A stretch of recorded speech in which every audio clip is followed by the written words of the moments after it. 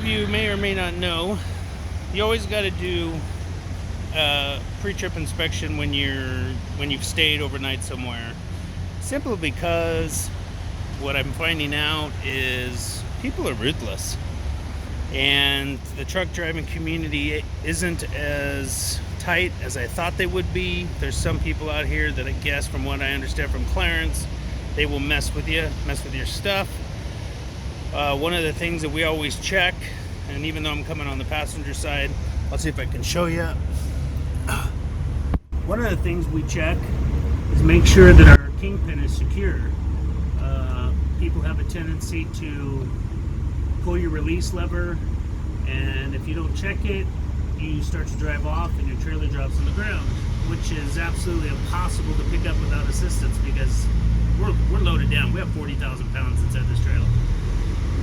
So the other thing we check is make sure the tires are good, make sure there's no abrasions, bulges, or cuts, which is, some of you know, that's what you learn in school. Make sure that I think this is called a apron or windshield or something, wind device. Make sure it's secure. But also make sure that we have electronic monitoring system on our air. So it monitors our air. Make sure that we don't have a red blinking light. And while we're doing that, we just double check, make sure nothing's been messed with, make sure our load is secure.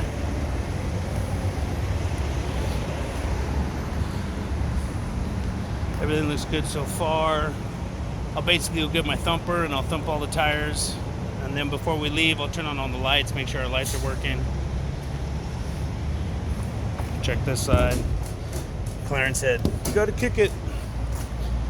Then the other thing we check is we check our fuel level for our reefer. This is our fuel tank for our reefer. Make sure that we have enough fuel in the reefer for it to keep running, because we haul cold storage, cold stuff.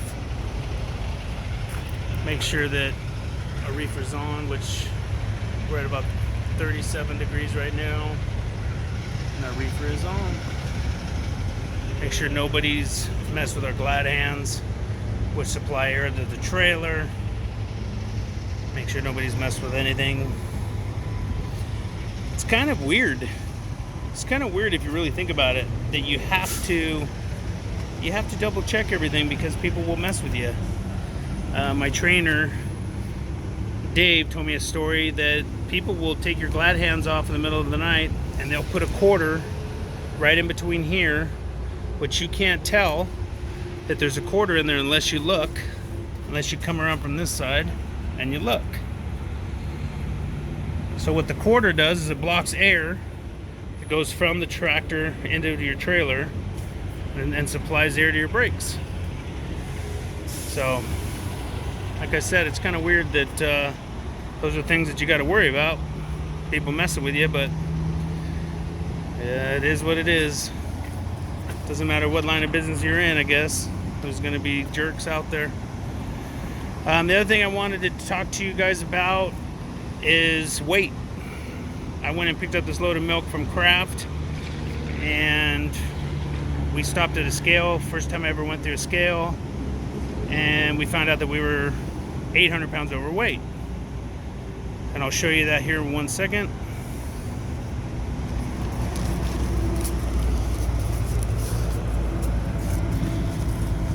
So this is the weight ticket. Let me put it on the ground. So this is the weight ticket. As you can see, you have your steer axle weight, your drive axle weight, your trailer weight, and your overall weight, your gross weight. Well, you can't have more than 34,000 pounds on your trailer axle weight. So as you can see, we're 800 pounds over. So we had to shift the tandems, and I'll show you a video another time when I have to shift my tandems, that way you can see it. So as you can see, we're 800 pounds on the trailer axle. So here's the new one. So we shifted some weight. So if you look at the original one, we're 34,800 pounds on our trailer axle, and then the new one, after we shifted our weight, we were 33,940 pounds on the trailer axles. We just shifted the weight. By shifting the weight, you actually slide your tandems, and all those little holes represent 400 pounds. So for every hole you move, whether you're going forward or backwards, you're shifting the weight of your load 400 pounds on your rear tandems. And like I said, I'll show you guys how to do that on another video. Yellow is where California, you have to be in for California, because California is, you know, their own special little deal.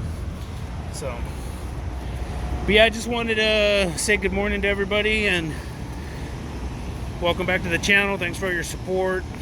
I got a long way to go. I got about 723 miles that I need to drive today.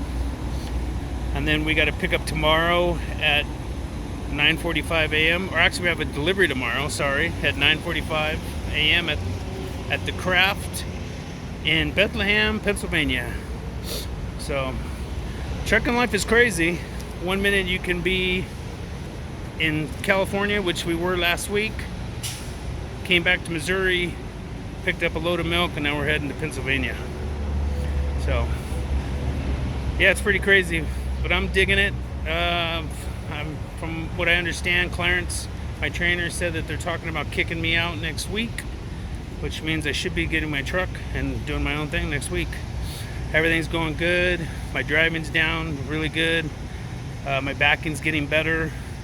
Like with anything, you know, time. It's all about time. It's all about learning and being safe and doing what you got to do to make some money out here. So I will check back in later. Thanks for following along on my journey. If you're new to the channel, subscribe. If you like the video, like it. If you don't like it, don't like it. If you got any comments or any things you want to maybe talk to me about, or pointers, or, you know, I know there's a lot of truck drivers out there that are a hell of a lot more experienced than I am. Please list your comments below. I'm down to look at it. I'm down to read them. So, yeah, living that truck life. Living that truck stop life. So, living the dream, everybody. Living the dream.